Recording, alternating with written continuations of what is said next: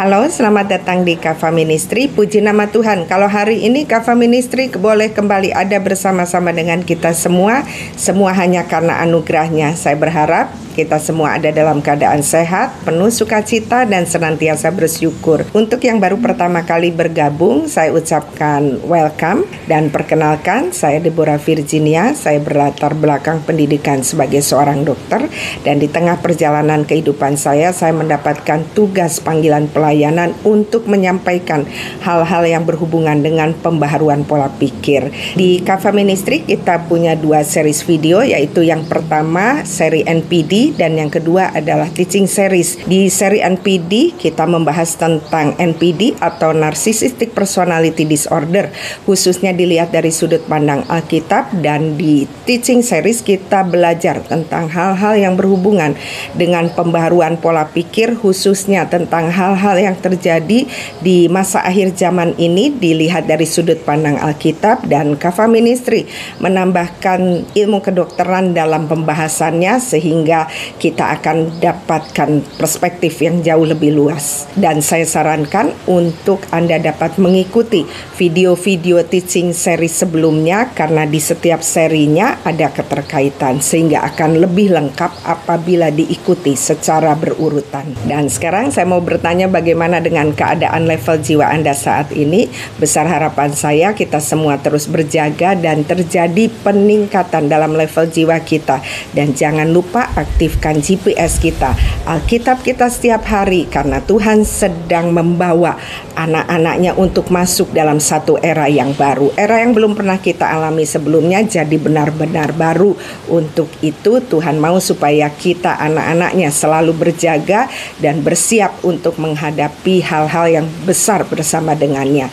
Dan sebelum kita masuk ke teaching series yang ke-21, Kava Ministry sedikit mau mengajak kita untuk mereview apa yang sudah kita bahas di teaching series yang ke-20. Di teaching series yang ke-20 kita sudah membahas bahwa dalam segala sesuatu Tuhan bekerja itu memakai pola atau ritme, dan diharapkan kita sebagai gereja Tuhan yang digambarkan sebagai mempelai Kristus supaya bisa memahami pola atau ritme yang Tuhan buat sehingga kita dapat berjalan seirama dengannya. Dan kemarin kita sudah membahas bagaimana secara sains pun kita dapatkan ritme atau ritme yang Tuhan sudah buat di dalam tubuh jasmani kita.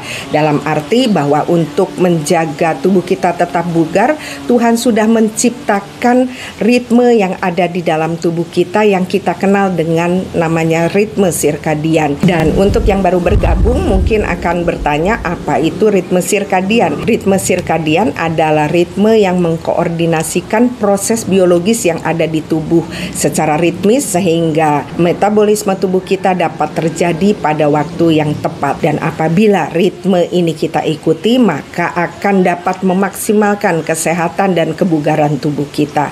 Jadi intinya di dalam tubuh kita ini ada jam internal yang pada waktu-waktunya Tuhan sudah atur untuk dapat mengaransemen semua proses biologis yang ada di dalam tubuh kita.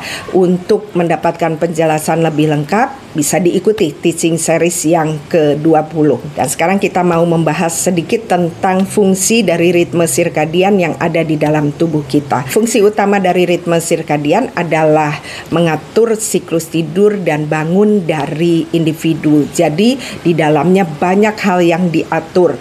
Di antaranya termasuk pengaturan suhu tubuh kita, sistem kekebalan tubuh kita. Beberapa penelitian menunjukkan bahwa ritme sirkadian ini bila diikuti dengan baik, maka tubuh kita akan menghasilkan imun yang baik sehingga penyakit-penyakit autoimun yang saat ini banyak kita dapati dapat dihindari. Dan selanjutnya ritme sirkadian ini bersifat kardioprotektif. Jadi di dalamnya juga termasuk pengaturan kardiovaskular, bicara tentang jantung dan pembuluh darah, di mana apabila kita dapat mengikuti ritme sirkadian ini dengan baik, maka dapat menurunkan tekanan darah dalam batas normal, juga demikian dengan kadar kolesterol di dalam tubuh kita. Ritme sirkadian ini juga sangat baik untuk menjaga kesehatan sel otak kita. Sehingga apabila kita dapat mengikuti ritme sirkadian ini dengan baik, kita akan memiliki sel-sel otak yang sehat.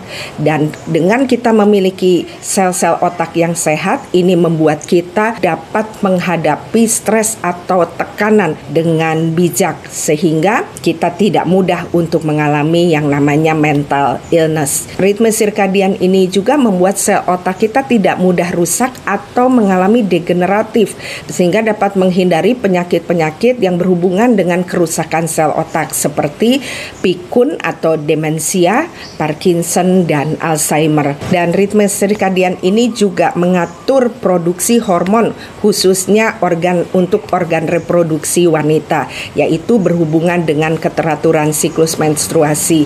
Makanya apabila ada yang mengalami gangguan menstruasi, coba perhatikan pola tidur kita. Jangan-jangan karena ritme sirkadian yang tidak kita ikuti ini, makanya dapat membuat menstruasi kita juga tidak teratur. Dan ritme sirkadian ini juga sangat membantu dalam proses persalinan, baik itu dari sisi ibunya dan juga dari sisi janinnya. Kemudian ritme sirkadian ini juga sangat berpengaruh dengan metabolisme tubuh, khususnya yang berhubungan dengan hormon insulin yang mengatur gula darah. Sehingga apabila ritme sirkadian ini dapat kita ikuti dengan baik, kita akan terhindar dari penyakit gula atau yang kita kenal dengan diabetes mellitus. Di penelitian yang kita dapatkan hari-hari ini dikatakan juga bahwa ritme sirkadian itu bersifat anti-aging, antioksidan, anti-karsinogenik, dan saya yakin pastinya ke depan masih banyak akan ditemukan khasiat dari ritme sirkadian ini. Jadi dari ini semua dapat kita pahami bahwa ritme sirkadian yang merupakan jam internal tubuh itu mengatur banyak sekali proses penting di dalam tubuh kita. Sehingga kalau kita dapat mengikuti ritme ini dengan baik, maka kita akan memiliki tubuh yang sehat dan bugar. Sebaliknya, bila ritme sirkadian ini terganggu, maka kesehatan tubuh kita juga akan turut bermasalah. Kita akan banyak mengalami sakit penyakit. Dan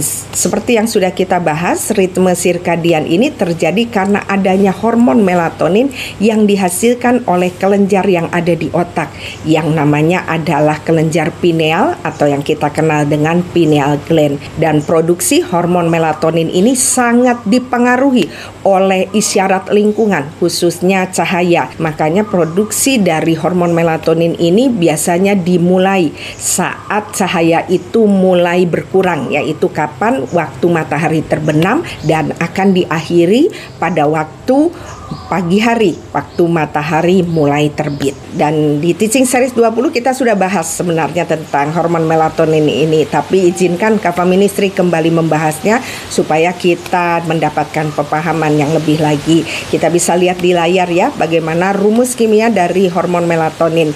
Dari sini kita dapat melihat bahwa Tuhan kita itu dahsyat. Kita dapat lihat dari setiap hormon yang ada di dalam tubuh kita itu ada rumus kimianya. Dan kalau kita lihat rumus kimia dari melatonin cukup rumit. Jadi dari ini semua kita dapat melihat bahwa Tuhan itu sudah merancang segala sesuatu yang ada di dalam tubuh kita dengan dahsyat dan ajaib. Tetapi karena kita tidak menyadarinya, makanya sering membuat kita tidak bersyukur kepada Tuhan. Nanti ke depan kalau Kava Ministry diizinkan Tuhan untuk membahas seri kitab Kejadian, maka kita akan paham waktu Adam itu disuruh memberi nama binatang-binatang yang ada di Taman Eden, itu sebenarnya berhubungan dengan rumus kimia dari hormon tubuh, khususnya yang berkaitan dengan emosi dan karakter seseorang. Jadi bukan hanya sekedar memberi nama binatang seperti misalnya anjing, gajah, semut, tapi sebenarnya berhubungan dengan rumus-rumus kimia dari berbagai hormon yang ada di dalam tubuh manusia. Jadi dari sini kita dapat lihat bahwa manusia pertama yang diciptakan oleh Tuhan, yaitu Adam, itu sangat cerdas. Dia seorang ahli biokimia. Dan kita sudah ketahui bahwa hormon melatonin ini diproduksi saat keadaan mulai gelap. Kapan itu? Saat matahari terbenam. Jadi pada saat matahari mulai terbenam, dia mulai dihasilkan, dan saat dihasilkan apa yang dilakukannya? Dia menyampaikan pesan kepada tubuh bahwa sudah waktunya untuk tubuh mulai rileks rileks dan bersiap untuk beristirahat. Jadi melatonin yang dihasilkan akan memberitahu kepada kelenjar lain yang ada di otak juga yang namanya hipotalamus bahwa sudah waktunya untuk memperlambat aktivitas pada hari itu. Karena seperti kita tahu hipotalamus lah yang tadinya waktu kita beraktivitas itu dia yang memegang kendali. Dan setelah menerima pesan tersebut, hipotalamus kita akan mengembalikan fungsi-fungsi yang tadinya dia kendalikan seperti tadi suhu tubuh, tekanan darah, suasana hati dan lain-lain, sehingga tubuh dipersiapkan untuk beristirahat atau tidur. Jadi seperti pergantian pengalihan tugas atau shifting ya. Dan ini semua dimulai dari mana? Dari retina yang ada di mata kita. Hormon melatonin ini melakukan perubahan pada retina mata kita, membuat retina mata kita menjadi kurang responsif terhadap cahaya. Kalau tadi di siang hari itu yang dominan adalah dopamin yang membuat kita dapat terjaga, tidak ngantuk. Tapi waktu saat kita mau istirahat, maka dopaminnya akan menurun produksinya dan melatonin akan mulai dihasilkan lebih banyak. Makanya saran saya kalau sudah malam kita jangan menyalakan HP karena cahaya dari HP itu membuat dopamin yang harusnya kadarnya sudah mulai turun akan kembali naik kadarnya dan akhirnya kita tidak bisa tidur. Kenapa? Karena kadar melatoninnya tidak berfungsi maksimal, kan kalah dengan dopamin sehingga membuat kita tetap berada dalam keadaan terjaga atau tidak ngantuk. Dan pada saat hari semakin gelap, maka melatonin ini akan lebih banyak lagi dihasilkan. Dan di saat kita benar-benar terlelap di mana posisi mata kita dalam keadaan tidur dan cahaya yang lewat panca indera mata kita tidak lagi ada, maka disitulah melatonin akan dihasilkan maksimal. Makanya penting sekali untuk kita menjaga waktu-waktu tidur kita dan kita tidak begadang. Dan tadi kita sudah lihat bahwa banyak sekali manfaat yang kita dapatkan saat melatonin ini mengatur ritme sirkadian. Makanya sayang kalau kita begadang kita tidak dapatkan berkat Tuhan seperti yang tertulis di Mazmur 127 ayat 2. Sia-sialah kamu bangun pagi dan duduk sampai jauh malam dan makan roti yang diperoleh dengan susah payah sebab ia memberikannya kepada yang dicintainya pada waktu tidur. Apa yang diberikan tadi yang kita bahas, kita dapat menjadi sehat dan bugar karena saat tidur semua sel yang rusak itu diperbaiki. Dan ketika keesokan paginya di mana matahari mulai terbit, maka kadar melatonin ini akan menurun dan akan berhenti, digantikan dengan keberadaan dopamin. Dan keberadaan dopamin ini membuat retina kita mulai siap untuk kita dapat beraktivitas. Dengan apa? Dengan pastinya berkat baru di mana semua sel tubuh kita Tuhan sudah perbaharui lewat hormon melatonin yang bekerja saat kita tidur, sehingga kita akan merasakan tubuh kita terasa segar dan siap untuk beraktivitas. Oke, jadi seperti itu cara kerja dari melatonin, hormon yang dihasilkan oleh kelenjar pineal. Kenapa saya membagikannya ini? Karena nanti kita akan membandingkannya dengan apa yang dikatakan oleh Alkitab. Dan tadi kita sudah membahas tentang ritme sirkadian yang digerakkan oleh hormon yang namanya melatonin, dan kita sudah belajar tadi sedikit tentang melatonin. Sekarang kita di teaching series 21 ini akan masuk kepada organ yang menghasilkan melatonin yang kita kenal dengan kelenjar pineal atau pineal gland. Kenapa Kava Ministry mengajak kita untuk membahas kelenjar pineal ini? Karena nanti kita akan lihat ternyata di Alkitab juga ditulis tentang pineal ini, dan kita mau lihat apakah ada korelasi atau hubungan antara pineal yang ada di Alkitab dan pineal yang ada di otak kita. Untuk itu dapat diikuti videonya dari awal sampai akhir supaya kita benar-benar paham tentang hal ini. Oke, kita sekarang akan membahas tentang pineal gland. Kita akan membahas anatomi dari pineal gland. Seperti yang kita bisa lihat di gambar, kelenjar pineal berada tepat di garis tengah, terletak antara dua belahan otak kita. Jadi kalau kita mau melihat alat peraga ini, maka otak itu terbagi dua, dan di tengah, tepat di tengah inilah letak dari pineal gland itu. Jadi dia posisinya benar-benar ada di tengah. Pineal gland atau kelenjar pineal ini, saya pakai istilah pineal gland aja ya, saya lebih familiar menggunakan itu. Terhubung dengan otak oleh organ yang berbentuk seperti tangkai, ya, jadi seperti ada batangnya. Dan ini berhubungan kemana? Ke dinding posterior dari ventrikel ketiga. Dan nama dari yang berbentuk batang ini adalah colliculi superior. Saya berharap Anda jangan menjadi mumet, karena saya bukan mau mengajarkan tentang ilmu kedokteran, tetapi saya mau memperlihatkan kebesaran Tuhan di hidup kita. Jadi tidak usah dihafalkan tentang nama-nama Latinnya, cukup untuk dipahami saja. Nah, di dekat kelenjar pineal tadi ada yang namanya colliculi superior yang seperti tangkai tadi, dan jumlahnya ada sepasang ya di kiri dan kanan. Dan sebenarnya colliculi superior ini merupakan bagian dari otak tengah, dan fungsinya adalah berperan penting dalam yang namanya penglihatan. Sebenarnya kelenjar pineal dan colliculi superior ini adalah dua struktur otak yang berbeda, dan keduanya punya fungsi yang penting.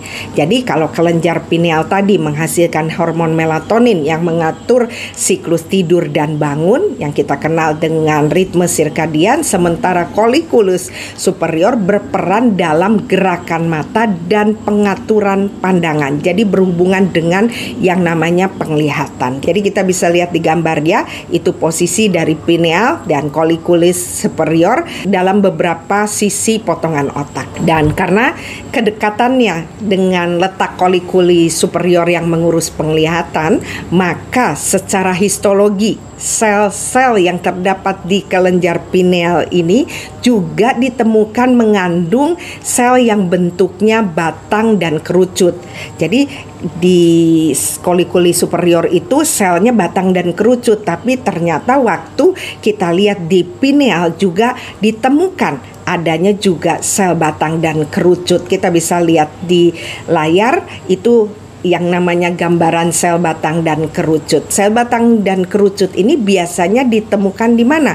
Biasanya dia ditemukan di retina mata kita. Dan fungsi dari sel batang dan kerucut ini adalah membuat kita dapat melihat objek lewat bola mata kita. Jadi di sini saya mau tekankan bahwa di pineal gland, karena adanya sel batang dan kerucut ini, dia mempunyai fungsi yang sama dengan retina kita, yaitu untuk melihat. Dan dengan ditemukannya sel batang dan kerucut yang sama dengan yang ada di retina mata kita, sepertinya ini memvalidasi tentang pengetahuan intuitif yang berasal dari dunia yang menyebut bahwa pineal gland dengan istilah mata. Orang dunia menyebutnya dengan mata ketiga.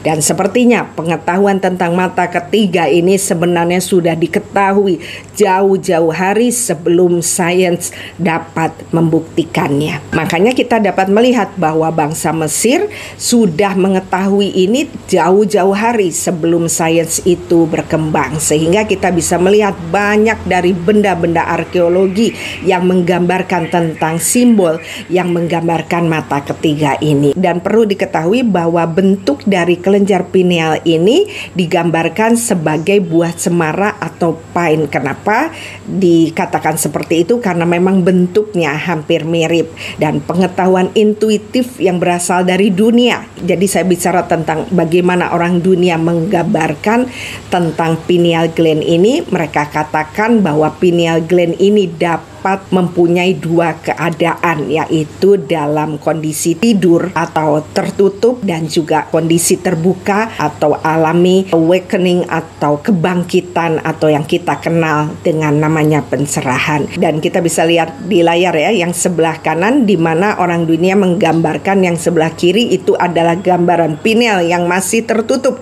atau mereka katakan sleeping human, dan yang kanan itu adalah gambaran dari pineal gland yang sudah mengalami kebangkitan atau yang dikenal dengan istilah pencerahan. Bahkan Bapak psikologi Rene Descartes berkata bahwa pineal gland ini adalah tempat dari jiwa, di mana semua pikiran itu dibentuk. Makanya tadi dihubungkan dengan istilah awakening atau kebangkitan atau bicara tentang pencerahan. Tentang pineal gland ini kita bisa juga temukan di mana? Di cerita Pinocchio. Pinocchio itu berasal dari kata pine dan occhio. Pine itu bicara buah cemara, occhio itu bicara mata. Jadi Pinocchio itu sebenarnya menggambarkan pineal gland. Makanya di awal kita lihat Pinocchio itu hanya berupa boneka yang dibuat dari kayu, tidak hidup.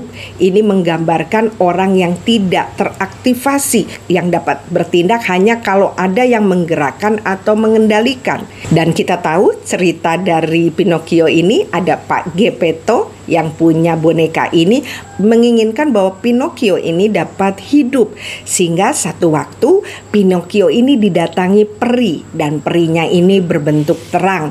Terang itulah yang mengubahkan Pinocchio menjadi boneka yang hidup seperti manusia. Dan gambaran dari Pinocchio yang menjadi manusia ini adalah gambaran dari orang yang sudah mengalami kebangkitan karena pineal gland-nya sudah diaktifasi. Jadi dari cerita Pinocchio ini menggambarkan bahwa orang itu dikatakan hidup kalau dia mengalami awakening atau kebangkitan atau pencerahan.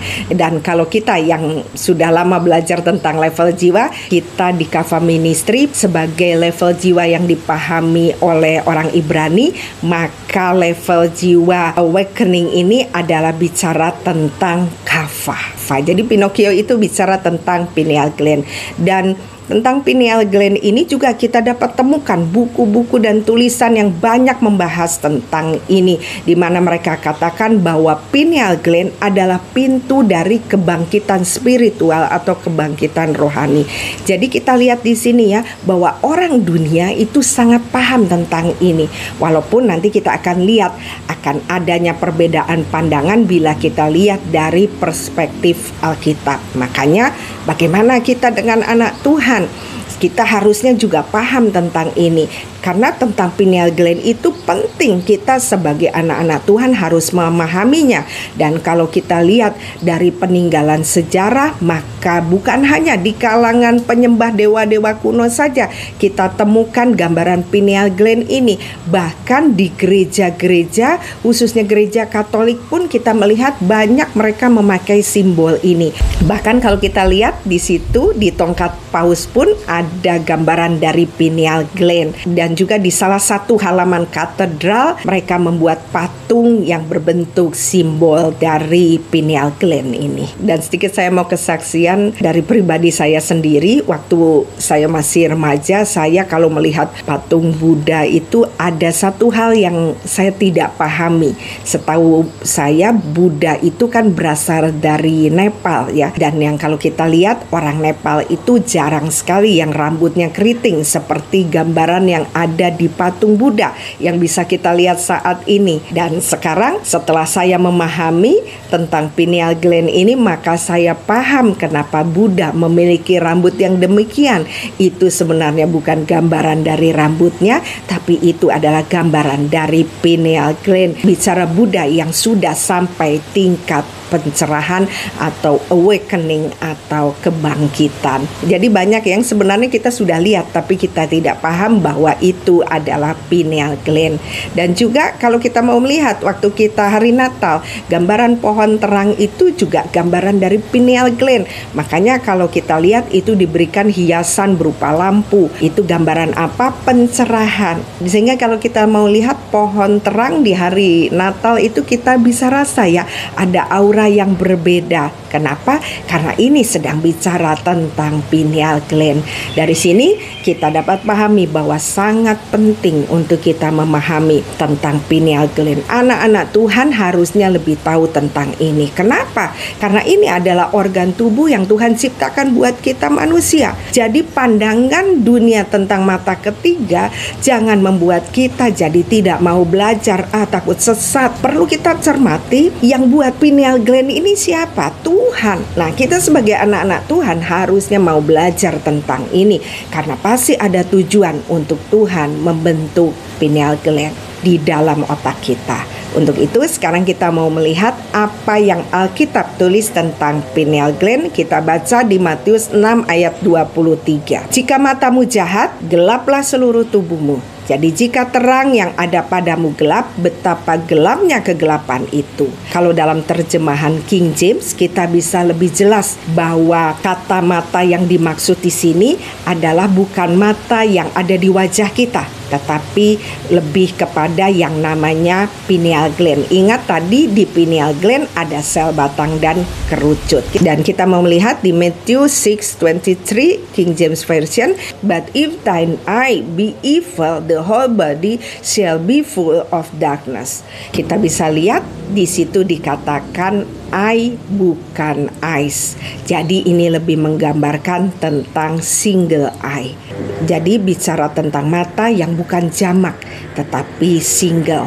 Makanya yang tadi kita sudah baca ayatnya di Matius 6 ayat 23, jika matamu jahat, ini bukan bicara tentang mata yang ada di wajah kita, tetapi mata yang ada di pineal gland kita. Dan kalau kita baca di Efesus 1 ayat 18 dikatakan, dan supaya ia menjadikan mata hatimu terang, agar kamu mengerti pengharapan apakah yang terkandung dalam panggilannya, betapa kayanya kemuliaan bagian yang ditentukannya bagi orang-orang kudus. Saya percaya apa yang dimaksud di Efesus 1 ayat 18 ini juga bukan mata yang ada di sini, tetapi bicara tentang mata yang ada di pineal gland. Dan sekarang kita mau kembali ke medis. Kita mau melihat selain melatonin, apa sih yang dihasilkan oleh pineal gland ini? Kenapa banyak yang menghubungkan pineal gland ini dengan keadaan sakral atau keadaan yang berhubungan dengan spiritual? Untuk itu kita mau membahasnya ya. Dan ternyata dari penelitian yang ada saat ini menerangkan bahwa pineal gland memproduksi 4 hormon atau zat kimia yang berperan dalam memunculkan kondisi sakral atau spiritual. Jadi berhubungan dengan kondisi supranatural atau yang berhubungan dengan dunia roh. Dan keempat hormon itu adalah, yang pertama tadi kita sudah bahas melatonin, yang kedua adalah pimolin, yang ketiga adalah 5-MeO-DMT, dan yang keempat adalah dimethyltryptamin atau yang kita kenal DMT. Secara natural semua hormon yang diproduksi oleh pineal gland ini selalu berhubungan dengan yang namanya ruang gelap atau keberadaan minim cahaya. Di melatonin juga tadi kita membahas bahwa melatonin itu juga bekerja maksimal pada saat kita tidur. Jadi memang keberadaan hormon dan zat kimia yang ada di kelenjar pineal ini selalu berhubungan dengan keadaan ruang gelap atau bicara minimnya cahaya. Oke, saya tidak bahas semua. Saya hanya mau membahas yang keempat saja, yaitu tentang DMT, dimethyltryptamin. Sebenarnya struktur dari DMT ini bukan termasuk hormon karena dia tidak punya organ target. Kalau tadi melatonin ada organ targetnya ya, seperti tadi dia ke hipotalamus. Kalau DMT ini tidak punya organ target. Jadi sebenarnya DMT ini lebih menyerupai neurotransmitter atau senyawa psikedelik. Apa itu psikedelik? Psikedelik adalah istilah yang merujuk pada serangkaian pengalaman yang merubah persepsi, termasuk halusinasi. Makanya DMT ini dikenal sebagai halusinogen yang kuat. Dan DMT ini juga dapat menyebabkan perubahan atau pergeseran kesadaran sehingga dapat merubah cara pandang manusia terhadap sesuatu. Ini berhubungan dengan yang namanya tadi halusinasi. Ya, kita tahu bagaimana orang yang halusinasi itu pasti beda persepsi dengan manusia yang dalam keadaan sadar. Dan ada saatnya produksi DMT ini secara natural dapat melonjak naik atau kita kenal dengan istilah ledakan DMT. Kapan kondisi itu terjadi? Saat persalinan. Jadi waktu persalinan DMT ini jumlahnya banyak. Kenapa? Karena waktu seorang wanita itu mau melahirkan, kita tahu persalinan itu peristiwa yang sangat serius dan menimbulkan stres yang tinggi. Makanya kita lihat ya, Tuhan itu sangat baik.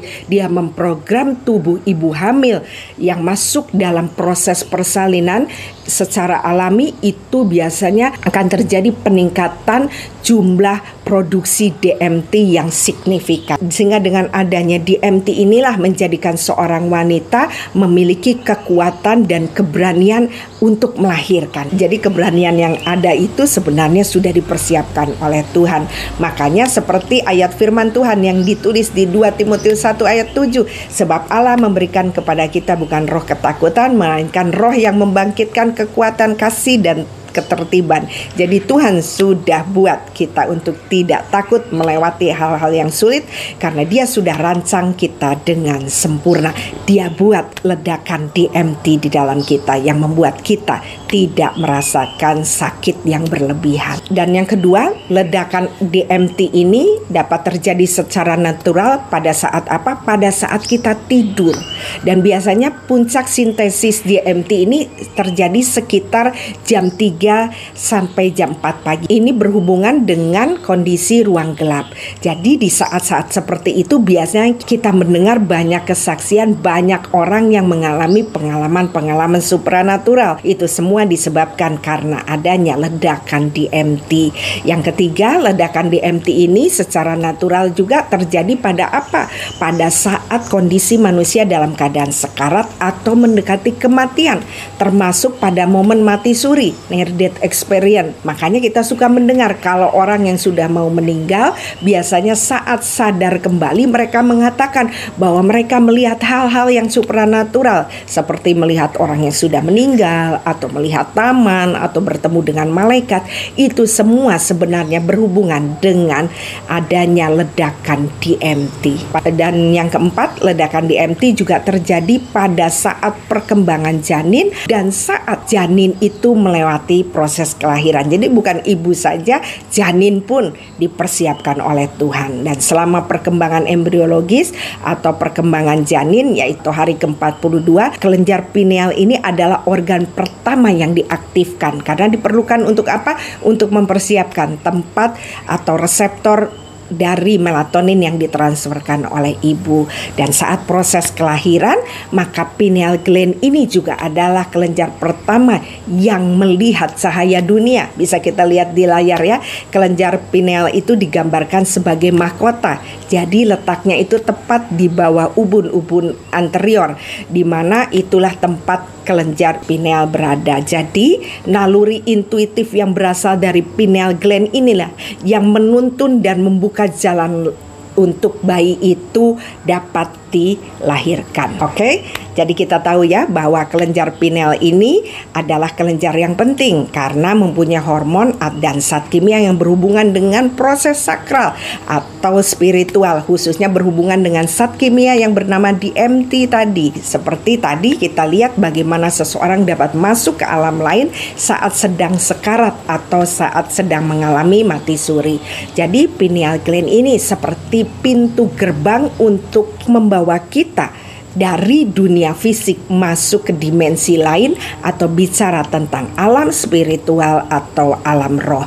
Nah, kalau kita tahu bahwa Allah kita adalah roh, maka sekarang kita dapat paham bahwa untuk kita dapat masuk atau berkomunikasi dengannya, kita perlu mengaktifkan pineal gland yang ada di otak kita. So, our brain is the gate of our spiritual world. Jadi perlu benar-benar dijaga yang namanya otak kita, mengingat pineal gland ini adalah pintu untuk kita dapat berkomunikasi dengan Tuhan. Dan di akhir zaman ini dunia sedang membawa manusia untuk tidak menjaga organ tubuh yang terpenting ini. Bahkan dunia memfasilitasi manusia untuk merusak apa yang Tuhan sudah berikan. Apa tadi misalnya? Ritme sirkadian, di mana sekarang dunia itu menawarkan agar manusia tetap terjaga di waktu-waktu waktu yang sebenarnya itu adalah waktu Tuhan mau memberkati kita. Tetapi sekarang banyak sekali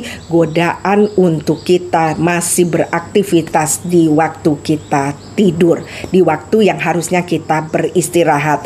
Makanya tidak usah heran semakin banyak orang yang mudah untuk mengalami sakit penyakit. Dan sekarang kita mau back to Bible. Apa yang Alkitab katakan tentang peniel? Apakah ada korelasi antara yang sains katakan dengan apa yang ada di Alkitab? Kalau kita mau melihat di Alkitab, maka peniel adalah nama bagi suatu tempat yang diberikan oleh Yakub setelah ia bergulat dengan Allah. Kita bisa temukan itu di kisah Yakub di kitab Kejadian 32 ayat 24 sampai 31. Sebelum kita membaca ayatnya, kita mau melihat dulu arti dari peniel dalam bahasa Ibrani. Peniel dalam bahasa Ibrani terdiri dari dua kata, yaitu pene dan Elohim, yang artinya berhubungan dengan wajah Allah atau panim, yang bila dihubungkan dengan kisah Yakub maka memiliki makna bahwa Yakub melihat Allah muka dengan muka atau face to face. Kita mau baca ayatnya ya. Kita mau baca di kitab Kejadian 32, di mana kalau kita baca perikopnya adalah Yakub takut bertemu dengan Esau. Sedikit Kava Ministry akan bagikan tentang latar belakang peristiwa yang terjadi di Kejadian 32. Ini adalah situasi di mana Yakub akhirnya pulang dari pengembaraannya setelah kurang lebih terpisah selama 20 tahun dari keluarganya. Dan seperti kita tahu kenapa Yakub itu mengembara, karena ia lari dari Esau kakaknya, karena dia mengambil hak kesulungan yang harusnya menjadi milik Esau. Jadi di posisi ini Yakub sedang dalam ketakutan karena ia akan bertemu Esau kakaknya yang sudah dia tipu. Nah, kita mau baca ayat selanjutnya ya. Ada di Kejadian 32 ayat 7. Ini menerangkan bahwa bagaimana kondisi Yakub saat itu. Kita baca ayatnya. Lalu sangat takutlah Yakub dan merasa sesak hati. Oh, nggak enak banget ini Yakub rasanya. Maka dibaginya lah orang-orangnya yang bersama-sama dengan dia, kambing dombanya, lembu sapinya, dan untanya menjadi dua. Jadi Yakub waktu pulang ini bawa rombongan. Ada budak-budaknya, ada hartanya, juga ada keluarganya. Jadi kita lihat ya, kondisi Yakub ini berada dalam keadaan sangat takut dan merasa sesak. Yakub was greatly afraid and distressed, atau bicara sedang dalam keadaan gelap atau darkness. Dan saya berharap kita semua dapat membaca ayatnya secara lengkap. Saya membatasinya karena soal waktu, tetapi saya harapkan kita semua dapat membacanya lebih lengkap supaya kita dapat pengertian yang lebih baik lagi. Kita baca di Kejadian 32 ayat 22. Pada malam itu, perhatikan ya, di kisah kehidupan Yakub yang tertulis di Alkitab, kita akan banyak menemukan kata yang menerangkan tentang kondisi waktu yang berhubungan dengan keadaan malam atau matahari terbenam dan keadaan menjelang matahari terbit atau pagi hari. Jadi di kisah Yakub ini kita akan banyak temukan kata ini. Saya lanjutkan ayatnya. Pada malam itu Yakub bangun dan ia membawa kedua istrinya, kedua budaknya perempuan dan ke-11 anaknya dan menyeberang ke tempat penyeberangan sungai Yabok. Kita lihat tadi bahwa kondisi Yakub dikatakan ada dalam keadaan takut dan sesak hati. Kalau kita mau pinjam istilah tentang keadaan kondisi waktu, ini bicara tentang kondisi Yakub yang sedang dalam keadaan gelap. Maka apa yang dilakukan oleh Yakub? Yakub menyusun strategi untuk melewati apa yang sedang dihadapinya, di mana dia takut bertemu dengan Esau, kakaknya yang sudah ia curangi. Dan kita bisa lihat di layar strategi apa saja yang Yakub buat saat dia sedang dalam pergumulan menghadapi Esau, saat dia sedang dalam keadaan gelap. Kita bisa lihat di layar. Yang pertama, untuk mengantisipasi bahwa Esau masih marah kepadanya atas hak kesulungan dan berkat yang dicuri, maka Yakub pertama-tama mengirim utusan ke Edom Edom ini tempatnya Esau, dengan pesan yang menyanjung dirinya dan juga menyebutkan kekayaannya yang banyak. Ini semuanya dilakukan supaya ia mendapatkan kasih karunia di matanya Esau. Bisa baca ayatnya ya. Di Kejadian 32 ini ada di ayat 4-6. Dan ketika para utusan itu kembali, mereka mengatakan bahwa Esau akan datang menemuinya dengan pasukan sebanyak 400 orang. Jadi Esau ini memberi pesan bahwa dia akan datang ke tempatnya Yakub dan dia akan membawa pasukan sebanyak 400 orang. Mendengar ini Yakub sangat takut. Padahal kalau kita baca sebenarnya Esau membawa 400 orang ini bukan untuk menghukum Yakub, tetapi untuk menyambut Yakub. Tetapi ya manusia kalau dalam keadaan gelap itu maka berpikirnya akan negatif. Dan luar biasanya kalau kita mau melihat di Alkitab, kita dapat temukan bahwa Alkitab memberikan kepada kita monolog internal dari Yakub, bicara tentang bagaimana kita dapat melihat kerja dari pikiran Yakub yang mengikuti logika dan strateginya. Dan strategi yang kedua, Yakub menyusun rombongannya dengan membagi perkemahannya menjadi 2 kelompok, yaitu ada kelompok budak dan hartanya serta keluarganya, dengan alasan jika Esau menyerang satu kelompok maka kelompok yang lain dapat melarikan diri. Kita bisa baca ada di Kejadian 32 ayat 8-9. Dan yang ketiga, Yakub memberikan hadiah buat Esau berupa ternak yang terbaik dan dalam jumlah yang sangat banyak. Itu semua dilakukan hanya untuk menenangkan hati Esau. Kita bisa temukan ada di ayat 17-21. Dan sekali lagi puji Tuhan, Alkitab menerangkan bagaimana kita dapat mengetahui logika dari Yakub di sini. Kita bisa lihat dari bagaimana ia berharap untuk dapat memenangkan Esau melalui hadiah-hadiah yang diberikannya sebelum Yakub menghadapinya secara langsung. Meskipun tidak dinyatakan secara eksplisit, tapi Yakub berharap kalau Esau melihat hadiah dari Yakub, maka Esau akan luluh sehingga akan meredakan ketegangan. Dan yang keempat, di saat posisi yang gelap ini, Yakub juga berdoa kepada Tuhan supaya Tuhan dapat menyelamatkannya dari tangan Esau. Dan kalau kita lihat doanya juga sebenarnya penuh strategi dengan mengingatkan Tuhan akan janji-janjinya. Dan sekarang kita kembali ke Kejadian 32, kita mau baca ayat 24-31. Lalu tinggallah Yakub seorang diri dan seorang laki-laki bergulat dengan dia sampai fajar menyingsing. Ingat seperti yang tadi saya katakan bahwa dalam kisah Yakub di Alkitab sering menggambarkan kondisi waktu yang kalau kita lihat di sini adalah sampai fajar menyingsing, bicara tentang saat pagi hari di mana cahaya mulai muncul. Kita lanjutkan ayatnya ya. Ketika orang itu melihat bahwa ia tidak dapat mengalahkannya, ia memukul sendi pangkal paha Yakub sehingga sendi pangkal paha itu terpelecok ketika ia bergulat dengan orang itu. Lalu kata orang itu, biarkanlah aku pergi karena fajar telah menyingsing. Lihat ya, banyak sekali kata-kata tentang matahari terbenam, tentang fajar yang telah menyingsing. Saya lanjutkan, sahut Yakub, aku tidak akan membiarkan engkau pergi jika engkau tidak memberkati aku. Bertanyalah orang itu kepadanya, siapakah namamu? Sahutnya, Yakub. Lalu kata orang itu, namamu tidak akan disebut lagi Yakub, tetapi Israel, sebab engkau telah bergumul melawan Allah dan manusia dan engkau menang. Bertanyalah Yakub, katakanlah juga namamu. Tapi sahutnya, mengapa engkau menanyakan namaku? Lalu diberkatilah Yakub di situ. Yakub menamai tempat itu Peniel, sebab katanya, aku telah melihat Allah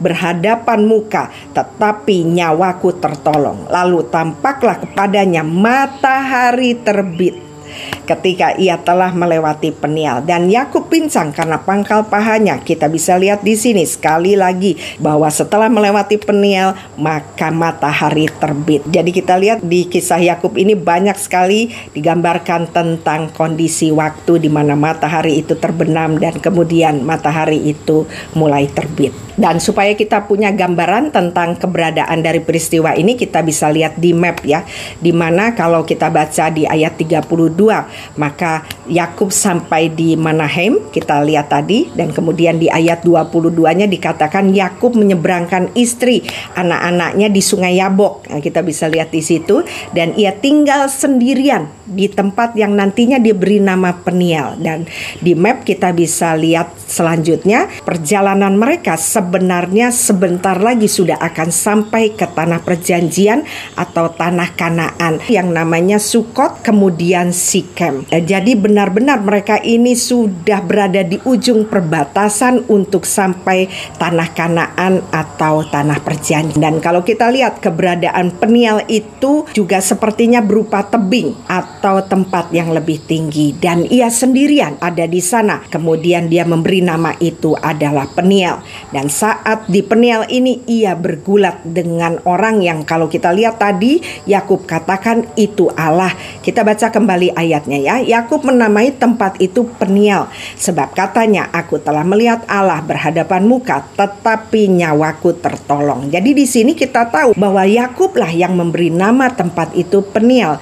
Dalam bahasa Ibrani tadi kita sudah bahas, Peniel itu adalah Penei Elohim, yang artinya bahwa dia berhadapan muka dengan muka atau face to face dengan Allah. Sedikit mengingat apa yang kita bahas tadi tentang pineal gland ya, bahwa pineal gland adalah kelenjar yang menghasilkan 4 hormon atau zat kimia yang membawa manusia untuk dapat masuk ke dalam kondisi sakral atau spiritual. Bicara tempat di mana kita dapat berhubungan dengan Tuhan. Dan di Peniel yang ada di Alkitab juga dikatakan bahwa Yakub menamainya Peniel karena dia bertemu dengan Tuhan face to face. Sepertinya kalau kita lihat di sini ada korelasi ya antara Peniel yang ada di Alkitab juga dengan Peniel yang ada di sains. Oke, kita teruskan ya. Kalau tadi kita lihat di ayat 24 bahwa Yakub seorang diri dan seorang laki-laki bergulat dengannya. Dan bila kita lihat juga di ayat 28 menerangkan bahwa Yakub telah bergumul melawan Allah dan manusia dan engkau menang. Apa yang kita lihat di sini, Alkitab mau memberitahu kepada kita bahwa Yakub itu telah bergulat atau bergumul dengan Allah dan manusia. Memang kalau kita lihat kehidupan Yakub sebelum bergulat dengan Allah, hidup Yakub penuh dengan pergulatan atau pergumulan dengan orang-orang yang ada di dekatnya. Kita bisa lihat di layar, itu adalah gambaran kehidupan Yakub dan orang-orang yang pernah bergulat dengannya. Kita lihat yang pertama, sejak dari kandungan Yakub sudah bergulat dengan siapa? Dengan ibunya dan juga dengan Esau. Kita baca ayatnya di Kejadian 25 ayat 22. Tetapi anak-anaknya bertolak-tolakan di dalam rahimnya, dan ia berkata, jika demikian halnya, mengapa aku hidup? Dan ia pergi meminta petunjuk kepada Tuhan. Kata bertolak-tolakan ini bicara tentang bertikai, bergumul dan bergulat. Dan seperti yang terjadi tadi di Kejadian 32 di mana Yakub bergulat dengan Allah. Jadi di sini kita mau melihat sejak di kandungan Yakub sudah bergumul, tidak hanya dengan Esau saudara kembarnya, tetapi juga dengan Ribka ibunya. Kenapa? Karena Ribka merasa tersiksa dengan kehamilannya. Dan saat tumbuh dewasa, Yakub muncul sebagai seorang pemikir, seorang ahli strategi yang ulung, dan ia selalu merencanakan cara untuk maju dan cara untuk mencari keuntungan. Hal ini tampak jelas ketika ia hendak membeli hak kesulungan Esau. Ketika satu hari Esau pulang dari perburuan dan karena kondisinya sedang lelah dan lapar, maka Esau meminta semangkuk sup kacang merah pada Yakub, dan Yakub menggunakan kesempatan ini untuk apa? Untuk menukar sup itu dengan apa? Dengan hak kesulungan Esau. Dalam hal ini saya melihat dari berbagai pembahasan banyak orang yang berpihak pada Yakub dan menggambarkan bahwa kejadian ini terjadi karena kesalahan Esau. Esau sih orang yang menyanyiakan hak kesulungan. Padahal kalau kita melihat dari sini, ini adalah sifat licik dari Yakub yang selalu ingin mencari keuntungan di tengah Esau yang sedang dalam keadaan lelah dan lapar. Juga ketika tiba saatnya bagi Ishak untuk memberkati anak sulungnya, maka Ribka dan Yakub pun bersekongkol untuk menipu Ishak agar memberkatinya. Jadi yang kedua, Yakub bergulat dengan Esau kakaknya. Yang ketiga, ketiga, pergumulan Yakub berlanjut di mana di Padan Aram dengan pamannya Laban yang menipu Yakub agar menikahi kedua putrinya dan bekerja di rumahnya selama 14 tahun. Dan karena ketidakadilan ini, kembali Yakub menyusun strategi, dan kemampuan strategis Yakub kembali terlihat ketika ia menegosiasikan upahnya selama bekerja 14 tahun dengan Laban dengan memberi ketentuan supaya ternaknya nanti dibagi dua antara milik Laban dan juga milik Yakub. Dan Yakub memberikan syarat atau ketentuan bahwa hewan-hewan yang kulitnya bertotol atau belang dari kawanan ternak Laban itulah yang dianggap sebagai upahnya. Dan Yakub, sekali lagi Alkitab menunjukkan kekuatan strategi liciknya, di mana Yakub membuat pewarna, memakai daun yang dapat memberi warna supaya hewan ini terlihat bertotol atau belang, dan kemudian Yakub taruh itu di tempat minuman ternak, sehingga waktu dia melihat ada hewan ternak yang kondisinya baik, maka Yakub akan menggiring ternak itu untuk minum di tempat yang sudah dia taruh pewarna, sehingga akibatnya membuat domba itu terlihat belang atau bertotol. Dan sudah pasti dengan strategi ini membuat Yakub akhirnya sudah pasti mendapatkan ternak yang terbaik dan juga dalam jumlah yang sangat banyak. Jadi yang ketiga, kita melihat Yakub bergulat dengan bosnya,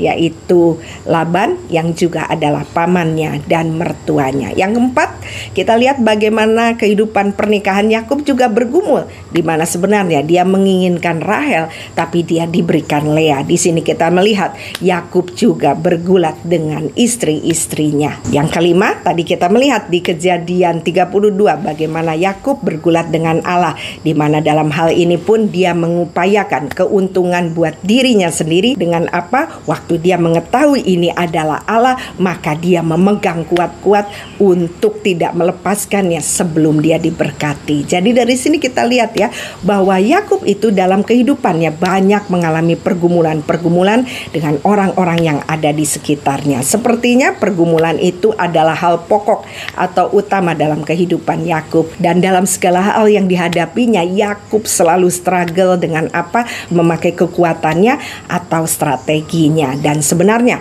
dari sudut pandang manusia dan Allah, strateginya ini bagus. Kenapa? Karena selalu berhasil. Nah, makanya sebelum dia masuk ke tanah Kanaan atau tanah perjanjian, Tuhan mau memperbaharui pola pikirnya yang selama ini dia mengandalkan kekuatan dan strategi liciknya. Tuhan mau supaya Yakub mengalami transformasi, dan ternyata justru di saat Yakub ada dalam keadaan paling gelap, di mana dia sangat takut waktu itu bertemu dengan Esau, dia sudah sangat takut, makanya dia menyingkir pergi ke tempat yang nantinya dia namai Peniel, dan di Peniel ini justru dia semakin dihancurkan. Kenapa?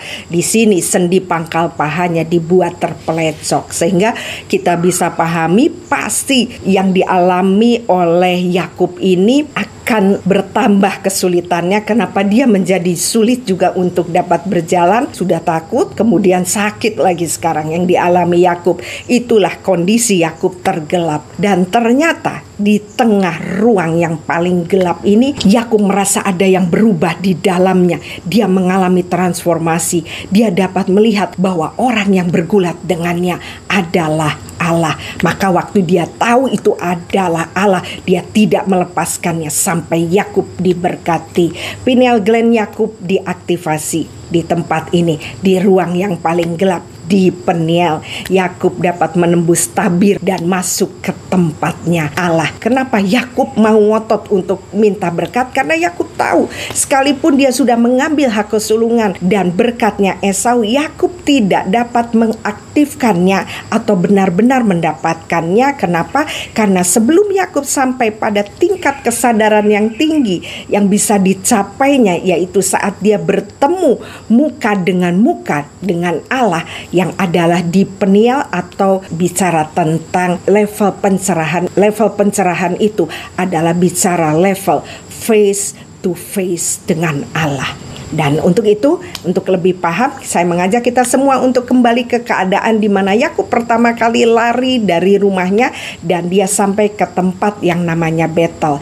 Cukup panjang seri ini, tapi saya mau kita semua dapat mengikutinya supaya kita dapat mengalami transformasi seperti apa yang Yakub sudah alami. Kita mau baca di Kejadian 28. Kejadian 28 ini waktu awal dia pertama lari dari rumah orang tuanya. Kita baca ayatnya ya. Ia sampai di satu tempat dan bermalam di situ karena matahari telah terbenam. Ya, sekali lagi di kisah Yakub ini banyak sekali ditulis tentang kondisi ini, kondisi yang gelap. Kita lanjutkan. Ia mengambil sebuah batu yang terletak di tempat itu dan dipakainya sebagai alas kepala, lalu membaringkan dirinya di tempat itu. Jadi kita lihat ya, posisi Yakub dalam keadaan tidur. Ingat tadi pineal gland akan berfungsi baik saat kita tidur atau kondisi tanpa cahaya. Maka bermimpilah. Tadi kita juga sudah bahas bahwa secara medis tentang adanya ledakan DMT yang dapat terjadi di waktu-waktu menjelang pagi dan biasanya muncul saat seseorang sedang mengalami kondisi stres yang tinggi. Kita lihat Yakub sedang stres karena dia lari dari rumahnya.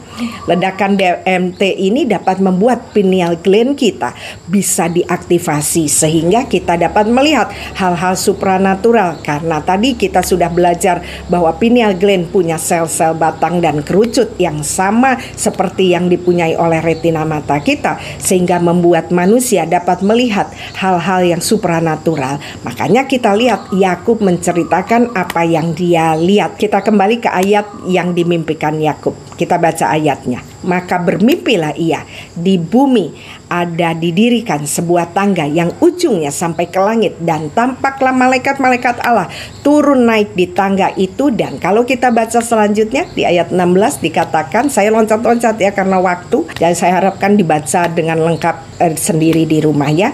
Di ayat 16 dikatakan, ketika Yakub bangun dari tidurnya, berkatalah ia, sesungguhnya Tuhan ada di tempat ini dan aku tidak mengetahuinya.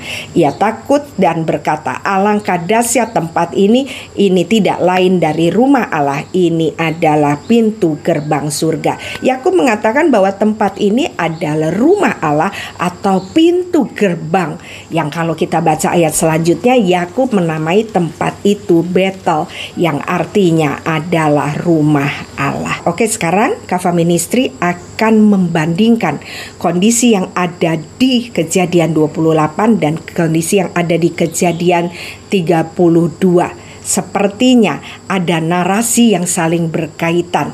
Kita mau baca dulu tadi di Kejadian 28 ayat 11 dikatakan bahwa ia sampai di satu tempat dan bermalam di situ karena matahari telah terbenam. Perhatikan di sini dikatakan matahari terbenam, artinya Yakub mulai masuk kondisi yang gelap. Jadi saat dia di Betel, dia itu mulai masuk ke posisi yang gelap. Dan kalau kita mau buka di Kejadian 32 ya, sekarang posisi yang ada di Peniel, kita mau baca di Kejadian 32 ayat 31 dikatakan, lalu tampaklah kepadanya matahari terbit ketika ia telah melewati Peniel, dan Yakub pincang karena pangkal pahanya. Di sini dikatakan setelah melewati Peniel tampaklah kepadanya matahari terbit. Apa yang kita maknai di sini? Jadi waktu di Betel itu sebenarnya adalah waktu matahari mulai terbenam,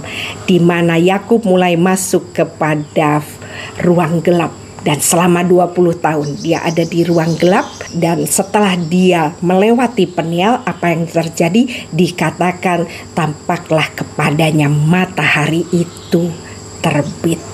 Jadi kita lihat ya, ada satu siklus sepertinya yang berhubungan antara Kejadian 28 dan Kejadian 32. Di Peniel, Yakub yang selama 20 tahun hidup dalam kondisi, dalam arti kiasan seperti matahari terbenam, gambaran dari kehidupan Yakub yang penuh pergumulan. Makanya kita lihat selama 20 tahun ini hidupnya penuh pergumulan, dan waktu dia bertemu dengan Allah di Peniel face to face, maka dia mulai masuk ke yang namanya tanah perjanjian, bicara tentang matahari itu terbit. Untuk mudahnya saya akan gambarkan, kita bisa lihat di layar. Jadi kita bisa lihat itu adalah proses di mana Yakub dipersiapkan untuk menjadi bangsa pilihan atau prince. Kita mau melihat proses transformasinya ya. Terjadi di mana dimulai saat dia lari. Sedikit saya mengulang ya supaya kita dapat paham tentang gambar ini. Di mana dia mulai saat dia lari dari kehidupan manusia lamanya. Sekalipun Yakub ini anak perjanjian di mana kakeknya adalah Abraham, yang kita ketahui bahwa Abraham lah yang telah menerima janji Allah, dan Yakub ini adalah cucunya yang merupakan bagian dari janji itu. Tetapi tetap saja Yakub harus melewati proses transformasi. Proses itu dimulai kapan? Saat dia lari dari rumah ayahnya. Dia lari dalam keadaan takut karena sudah mengambil hak kesulungan dan berkat Esau. Kemudian Yakub bermalam di tempat yang nantinya dia namai dengan Betel, di mana dia melihat ada tangga ke rumah Allah. Jadi apa makna yang kita bisa dapatkan di sini? Kita dapati bahwa manusia itu sebenarnya baru dapat benar-benar melihat Allah waktu saat mereka dalam kondisi gelap atau darkness seperti Yakub saat di rumah orang tuanya. Yakub anak mami, dia hidup nyaman, orang tuanya kaya raya, tiba-tiba dia harus meninggalkan semuanya dan lari dalam ketakutan. Dan ini bisa kita aplikasikan kepada diri kita. Banyak dari kita yang sering menganggap bahwa saat masalah datang atau gambaran dari kondisi gelap, atau di kisah Yakub ini digambarkan sebagai kondisi matahari terbenam, merupakan hal yang tidak baik. Tetapi kita harusnya sebagai anak-anak Tuhan punya cara pandang yang berbeda, di mana justru dengan adanya tantangan atau masalah itu akan membawa kita untuk dapat melihat Tuhan. Semakin gelap keadaan di sekitar kita, sebenarnya kita sedang dibawa masuk ke pintu gerbang rumah Allah. Jadi kegelapan itu justru sering membuat manusia lebih dekat kepada Tuhan. Dan kalau kita mau bandingkan posisi Yakub di Betel dan posisi Yakub di Peniel, maka kita bisa lihat di layar posisi Yakub di Betel itu di bawah tangga. Dia hanya melihat tangga dan yang naik turun itu adalah malaikat. Dan Tuhan itu berbicara turun kepada Yakub. Sedangkan di Peniel posisi Yakub sudah naik ke rumah Bapa. Jadi Yakub sudah naik ke tangga teratas sehingga Yakub dapat bertemu muka dengan muka. Bisa dipahami di sini ya. Jadi di Betel Yakub hanya melihat dari jarak jauh. Yang turun naik itu malaikat dan Allah pun turun untuk berbicara dengannya. Tetapi di Peniel sudah berbeda. Yakub itu sudah menaiki tangga. Tangganya itu apa? Itu tadi lorong gelap. Kita pikir tangga untuk datang kepada Tuhan itu adalah tangga yang indah. Tidak, tangga untuk mencapai Tuhan itu adalah lorong yang gelap. Bicara ruang gelap, semakin gelap, itulah tandanya kita akan face to face dengan Tuhan. Jadi bisa dipahami ya, di Betel dia masih di bawah, tapi waktu di Peniel dia sudah di atas. Dan menurut pendapat saya, posisi ini juga lah yang menerangkan kenapa Yakub berkata ia bertemu Allah tapi tidak binasa. Sedikit tentang bertemu Allah face to face ini, Kava Ministry akan mengajak kita keluar dahulu dari kisah Yakub. Kita mau melihat tentang kisah Nabi Musa, di mana kita dapat melihat di Bilangan 12 ayat 7 dikatakan, "Bukankah demikian hambaku Musa, seorang yang setia dalam segenap rumahku, berhadap-hadapan aku berbicara dengan dia, terus terang bukan dengan teka-teki, dan ia memandang rupa Tuhan. Mengapakah kamu tidak takut mengatai hambaku Musa?" Di sini Tuhan sedang menegur Miriam dan Harun, saudara Musa, yang mengolok-olok Musa. Dan di sini kita lihat Tuhan membela Musa dengan mengatakan bahwa Musa itu levelnya sudah berhadap-hadapan dengan aku, dan dia tidak mati waktu dia berhadap-hadapan dengan aku. Artinya apa? Musa sudah mengalami awakening atau kebangkitan atau kafah. Kalau orang dunia mengatakan orang itu sudah masuk dalam level pencerahan. Dan sekarang kita mau melihat dulu ya posisi dari bangsa Israel. Keluaran 19 ayat 10. Berfirmanlah Tuhan kepada Musa, pergilah kepada bangsa itu, suruhlah mereka menguduskan diri pada hari ini dan besok, dan mereka harus mencuci pakaiannya. Lihat, tidak mudah untuk orang-orang yang masih di Betel, yang hanya baru melihat dari jauh, yang masih ada di bawah tangga, untuk dapat bertemu Tuhan. Kita lanjutkan ayat 11, dikatakan menjelang hari ketiga haruslah mereka bersiap, sebab pada hari ketiga Tuhan akan turun di depan mata seluruh bangsa itu di Gunung Sinai. Posisi orang Israel saat itu seperti posisi Yakub di Betel, di mana Tuhan yang turun menghadiri Yakub. Jadi bukan muka dengan muka. Dan kita lihat bangsa Israel hanya melihat apa? Gambaran api, asap, dan juga guntur yang bersaut-sautan. Jadi bukan face to face. Ayat 12, sebab itu haruslah kamu memasang batas bagi bangsa itu, berkeliling sambil berkata, jagalah baik-baik, jangan kamu mendaki gunung itu atau kena pada kakinya, sebab siapapun yang kena pada gunung itu pastilah ia dihukum mati. Lihat, ada hukuman buat orang yang mendekat pada Tuhan, dan hukumannya adalah hukuman mati. Makanya sekarang kita dapat paham kenapa Yakub berkata, aku bertemu Tuhan face to face dan aku tidak mati. Apa yang membuat Yakub itu paham? Yakub tahu dia tidak mati karena dia tahu dia sudah ada di level yang awakening atau bicara tentang pencerahan. Yakub tidak mati karena dia sudah ada di atmosfer rumah Bapa. Bicara bukan lagi di bumi, tetapi sudah masuk pada atmosfer surga. Dia alami kebangkitan atau kesadaran diri tinggi, atau yang kita kenal dalam level jiwa yang dipahami oleh orang Ibrani sebagai kafah.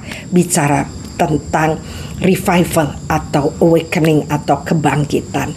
Kalau orang dunia katakan ini tentang pencerahan. Makanya kita paham orang dunia pun tahu loh gambaran pineal gland yang simbolnya adalah buah cemara, sehingga mereka sering pakai ini dalam kegiatan spiritual mereka. Jadi pineal gland ini adalah menggambarkan bagaimana kita manusia dapat mencapai Tuhan dan berkomunikasi dengannya. Nah, bagaimana dengan kita sebagai anak Tuhan? Tuhan sudah memberikan kepada kita pineal gland. Apakah kita rindu untuk dapat mencapai level melewati pineal ini seperti Yakub dan Musa? Jadi memang untuk mencapai Tuhan, maka kita harus pahami bahwa kita akan semakin dibawa pada kondisi yang benar-benar tidak ada cahaya. Bicara apa? Bicara gelap. Makanya kalau kita lihat kembali ke bagan yang Kava Ministry buat yang menggambarkan pergumulan Yakub, kita lihat hidup Yakub tidak mudah. Dia bergumul dengan siapa? Dengan ibunya, dengan bapaknya, dengan kakak, dengan pamannya Laban yang juga adalah bos dan mertuanya, dan juga dengan istri-istrinya. Dan karena Yakub ini sering mengalami pergumulan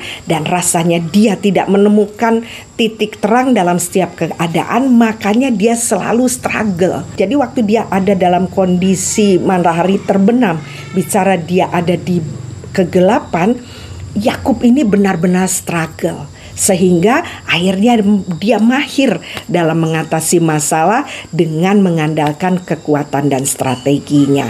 Dan melihat ini, maka Tuhan bergulat dengan Yakub, karena untuk masuk tanah Kanaan Tuhan harus berhadapan dengan ego dari Yakub yang selalu menggunakan kekuatan dan strateginya. Makanya kita lihat apa yang dihancurkan oleh Allah. Kita kembali membaca di Kejadian 32 ayat 24. Lalu sampailah Yakub seorang diri dan seorang laki-laki bergulat dengan dia sampai fajar menyingsing. Ketika orang itu melihat bahwa ia tidak dapat mengalahkannya, ia memukul sendi pangkal paha Yakub sehingga sendi pangkal paha itu terpelecok ketika ia bergulat dengan orang itu. Menjadi pertanyaan, mengapa yang dipukul adalah sendi pangkal paha atau yang dalam medis dikenal dengan coxofemoralis. Apa itu persendian coxofemoralis?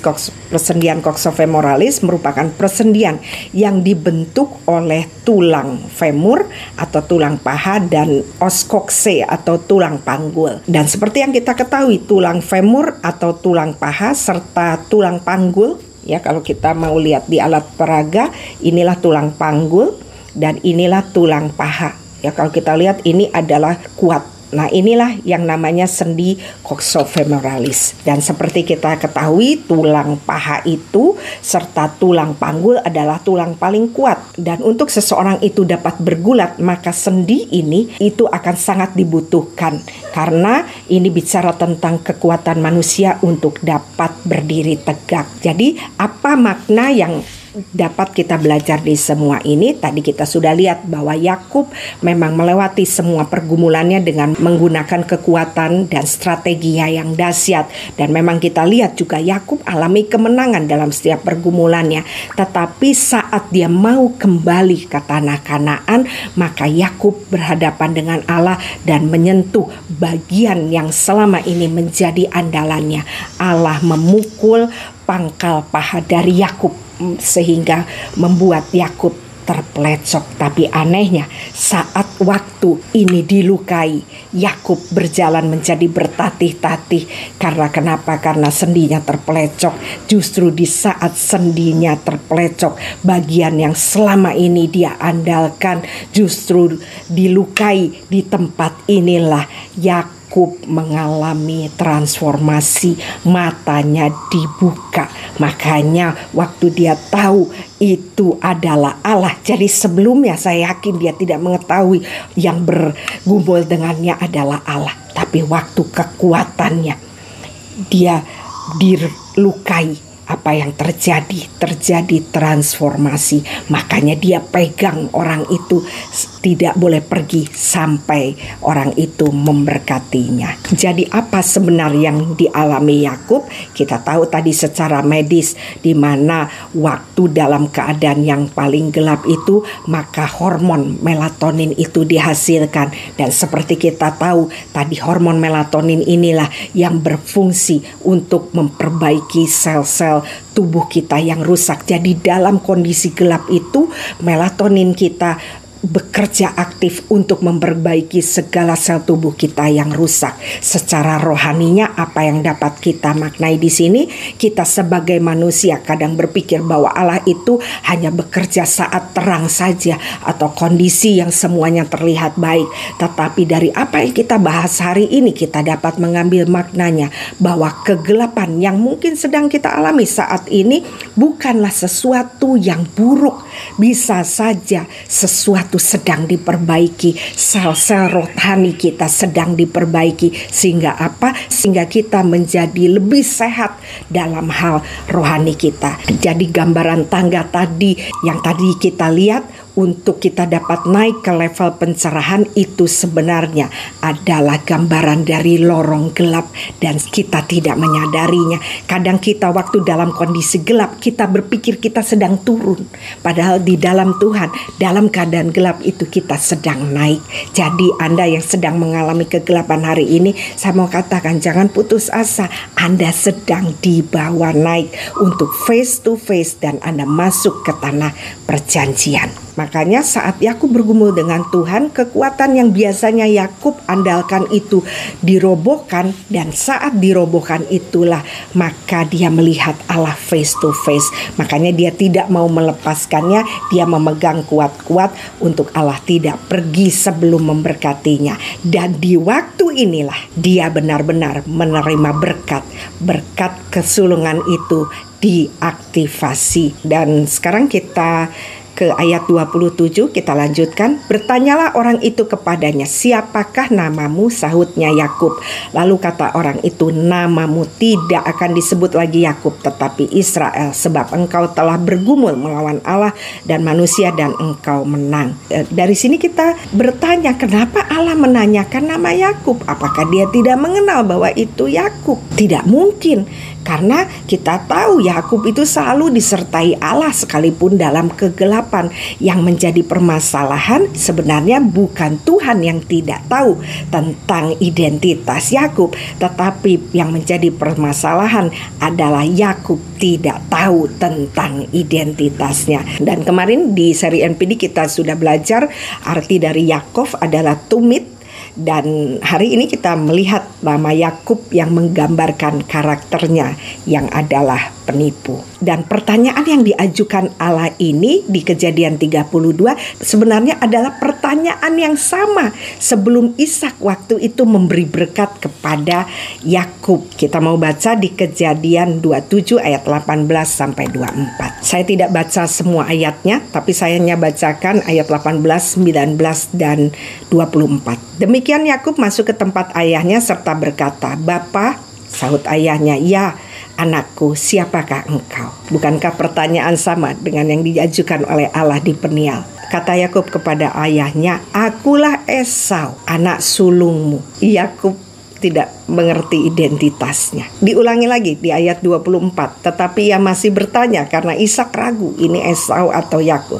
"Benarkah engkau ini anakku Esau?" Jawabnya, "Ya." Jadi 2 kali di sini kita lihat Yakub menipu. Dari sini apa yang kita lihat?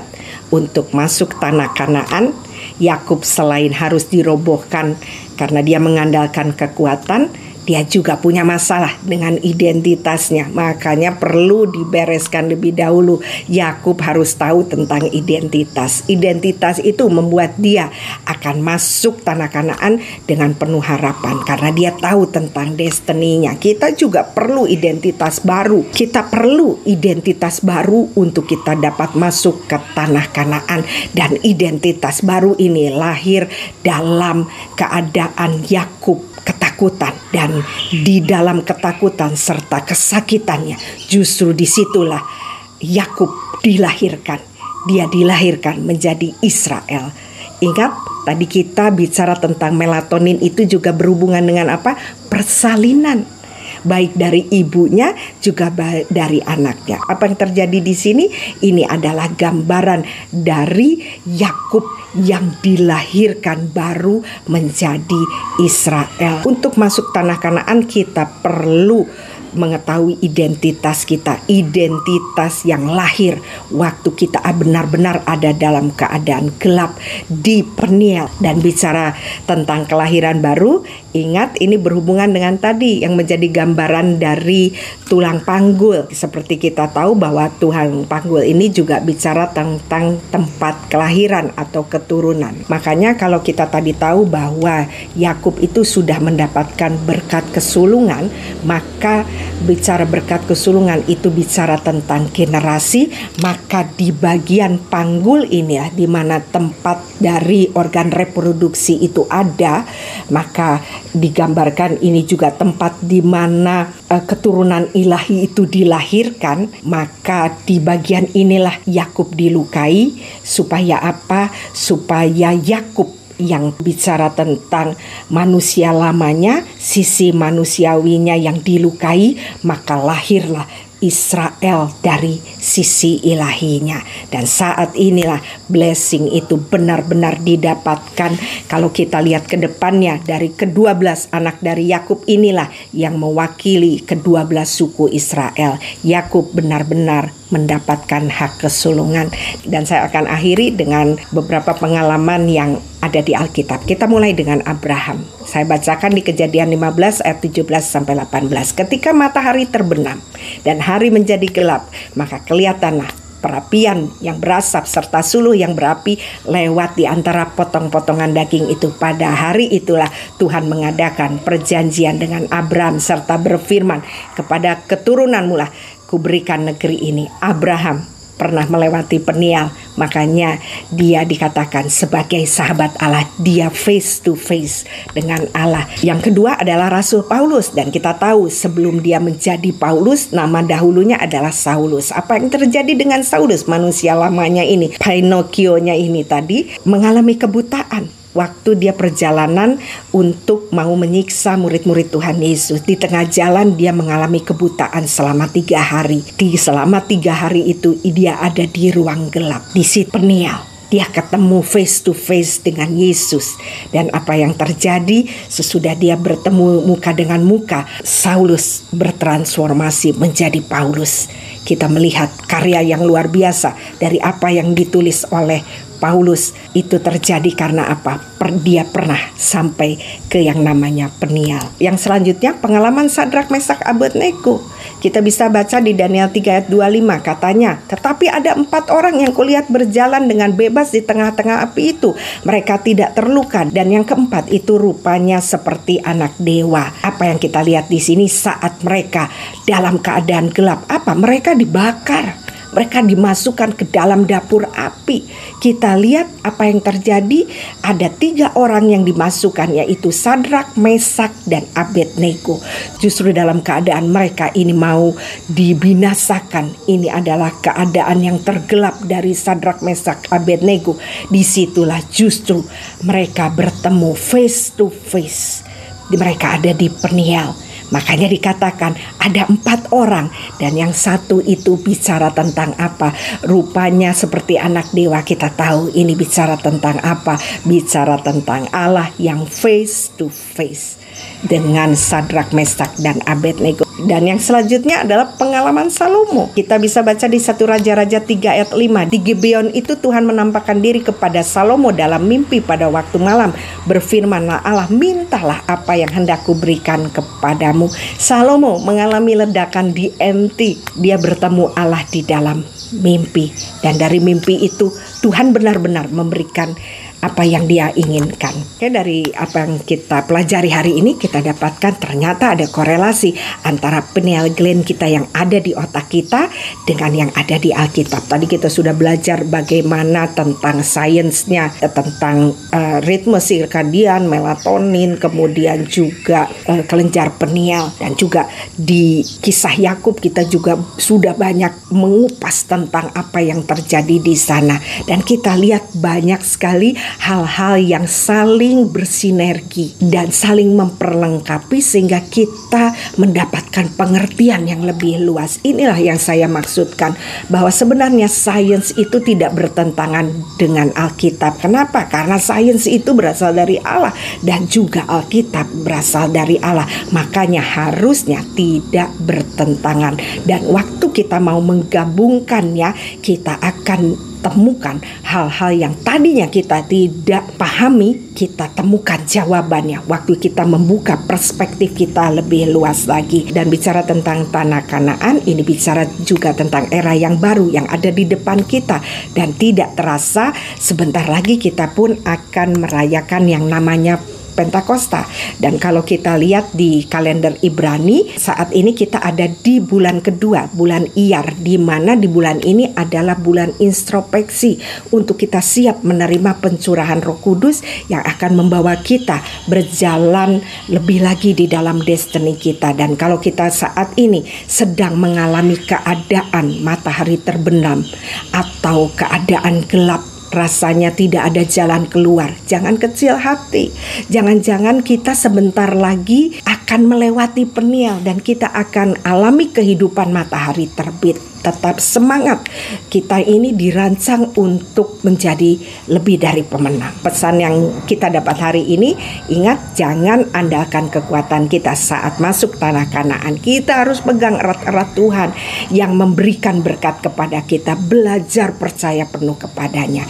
Dan jangan lupa identitas kita. Temukan identitas kita supaya kita dapat berjalan dengan langkah yang tegap menuju hari depan penuh harapan. Oke, mungkin itu yang dapat Kava Ministry bagikan. Dan sepertinya kondisi saat ini saya outdoor, kelihatannya matahari sebentar lagi akan terbenam, dan kita sudah belajar tentang matahari terbenam. Tidak usah takut karena janji Tuhan pasti dikenapi. Semoga apa yang dibagikan oleh Kava Ministry dapat menjadi berkat, dan apabila Anda diberkati, jangan lupa sharekan kepada keluarga, teman, kerabat, dan komunitas Anda. Supaya apa? Supaya semakin banyak orang mengalami pembaruan pola pikir. Terima kasih atas perhatiannya. Sampai jumpa di seri selanjutnya. Tuhan Yesus memberkati.